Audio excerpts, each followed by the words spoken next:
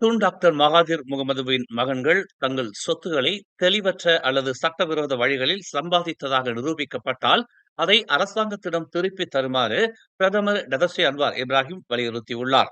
ஜகார்த்தாவில் இந்தோனேசிய பத்திரிகையாளர் நஜ்வா ஷெகாப்புக்கு அளித்த பேட்டியில், டாக்டர் மகாதீரின் மகன்கள் குவித்துள்ள அசாதாரண செல்வம், குறிப்பாக இதில் உள்ள பெரும் தொகைகளை கருத்தில் கொண்டு கவனிக்கப்பட வேண்டிய கடுமையான கேள்விகளை எழுப்பியுள்ளது என்று அன்வார் கூறினார். இந்த விஷயத்தை விசாரிக்க மலேசிய லஞ்ச ஊழல் தடுப்பு ஆணையமான MACC-யிடம் தாம் விட்டு விடுவதாக தெரிவித்துள்ளார். யாருக்கு எதிராகவும் தாம் ஆதாரமற்ற குற்றச்சாட்டுகளை சொல்லவில்லை என்று தெரிவித்த அவர், இந்த விஷயத்தை MACC-யிடம் ஒப்படைத்துள்ளதாக குறிப்பிட்டார்.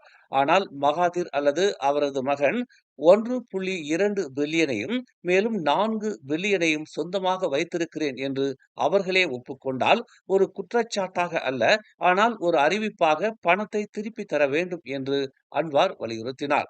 நிதி எங்கிருந்து வந்தது என்பதை அவர்கள் தெளிவாக விளக்க முடியாவிட்டால் அதை திருப்பி தர வேண்டும் என்று அன்வார் கேட்டுக்கொண்டார். முன்பு தான்ஸ்ரீ மொக்சானி மகாதிர் சுமார் 1 பில்லியன் மதிப்புள்ள சொத்துக்களை அறிவித்தார். அதே நேரத்தில் மிர்சான் மகாதிர் 246.2 மில்லியனை அறிவித்தார்.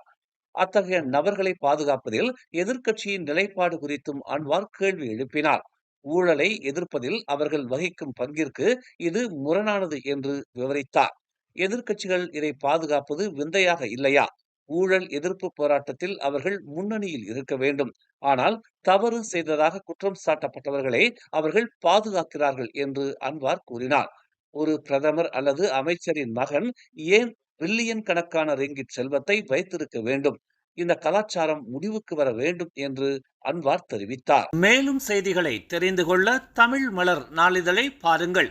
உடனுக்குடன் செய்திகளை தெரிந்து கொள்ள தமிழ் மலர் இணையதளம், தமிழ் மலர் செயலி மற்றும் மலர் டிவி யூடியூப் சேனலை வலம் வாருங்கள். எங்களோடு இணைந்திருக்க மலர் டிவியை பதிவு செய்து கொள்ளுங்கள். உறவுகள் மகிழ்ந்திட விருப்பம் மற்றும் பகிர்வு சேவையை சொடுக்கிடுங்கள்.